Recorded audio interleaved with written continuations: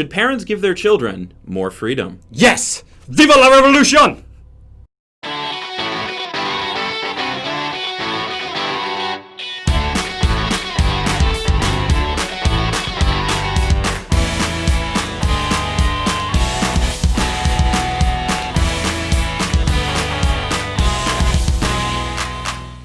Well, I'm Matt. And I'm Carter. And welcome to It Is Kind of a Gray Area. Welcome back, folks. So, yeah, let's talk about stuff. Okay, yeah, we're just into it. The series where kids run free. The series? Oh, like our show is like where our children. show. Yeah. Well, where are they? Also, they're gone. They ran away. That's what happens when you give kids too much freedom. Yeah. Or you is open it? the door and they just run right out. Yep, along with the cats, the dog, and the turtle if you wait long enough. Right. My turtle actually ran away. Funny story. Yeah, some turtles are actually really fast. I had a pet turtle and it ran away. Just to put this out there, I'm not currently a father that I know of. That's very apparent. So my opinions in this episode all come from a place of not knowing what I'm talking about. But you're an uncle. That's true. And I have also been parented, and I've got notes.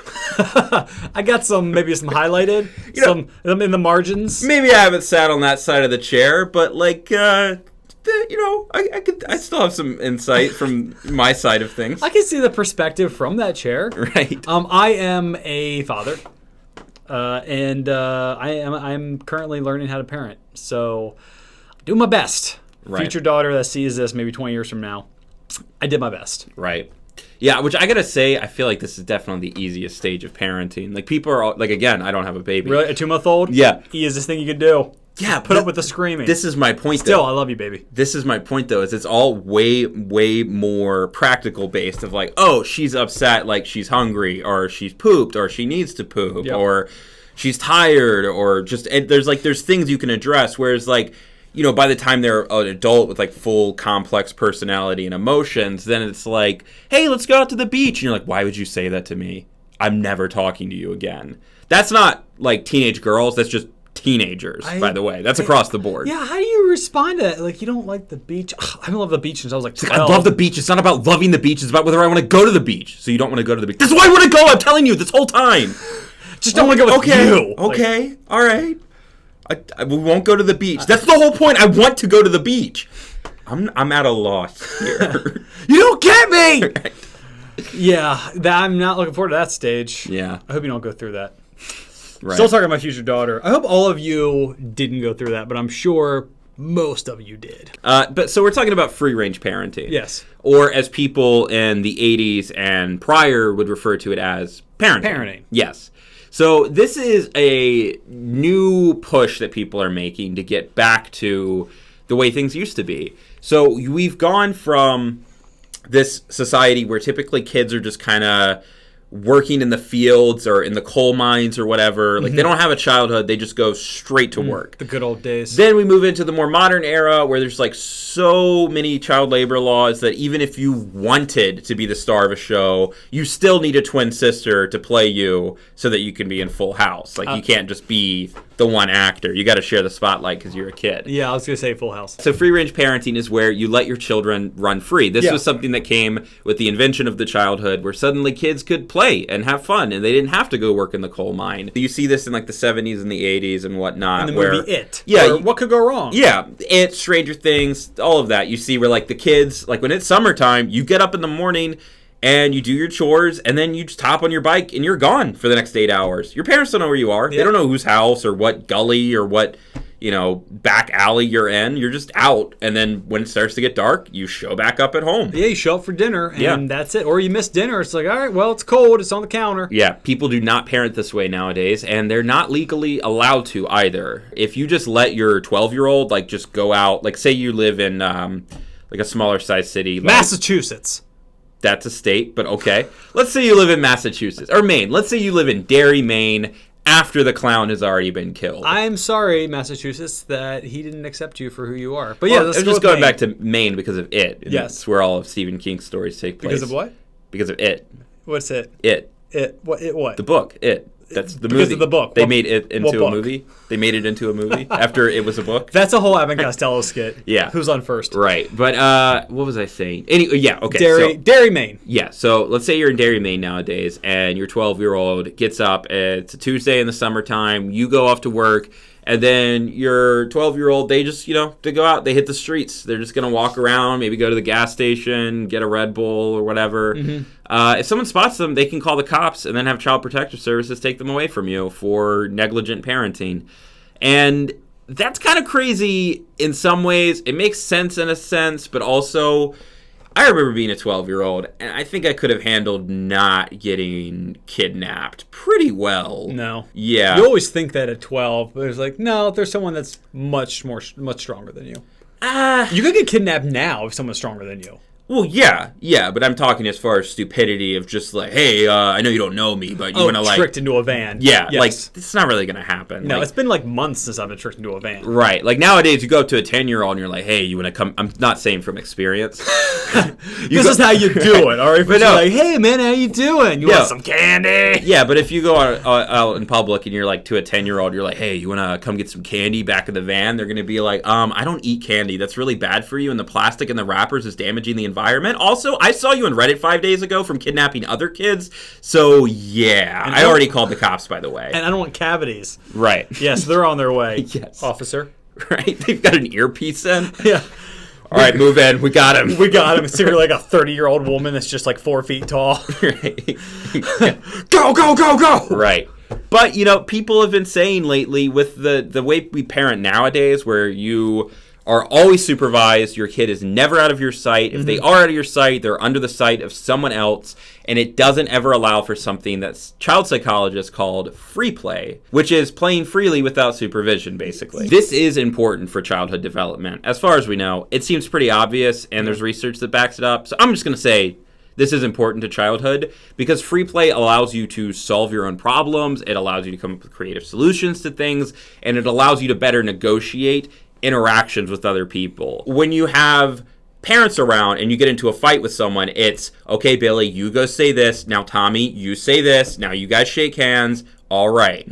Whereas when you just let them work it out, they have to come to some sort of solution. That's crucial for development. It does leave open a lot of room for bullying, which is a bad thing. Obviously, that's horrible. Yes, we're very against that. But, there's a lot of horrible things in the world, and we can't just not go out into the world. It's a one thing to allow bullying. It's another thing to never allow a child to be in any situation that might possibly lead to bullying. That's true. There's coddling or cushioning their life too much. Yeah, I would say go out, do your thing, be with other kids, and they come back, they're like, oh, this guy was being mean to me all day. They're like, okay, let's talk about this. Let's figure this out. But don't just be like, no, don't go out there. Someone might be mean to you. Yeah. That's not helpful. I very distinctly remember as a kid having conversations with other kids my age and then gauging like their looks when I said certain things or jokes that didn't land or just normal kid stupid conversations like, hey, how about we go do this? And if everyone looks at you just like, right, you're like, okay, I'm not going to mention that again. I have learned a lesson. We're going to move on. I think free range parenting is a very good thing. Let the kids get out. Let the kids out. This is like free range turkeys. All right, guys? Put them in the field. Let them be turkeys. Yes. Put your kids in the backyard. Let them be in. turkeys. Let them be turkeys. All right? Let them be kids. Let them be creative. Don't sit them on an iPad for 20 hours unless they're watching our show.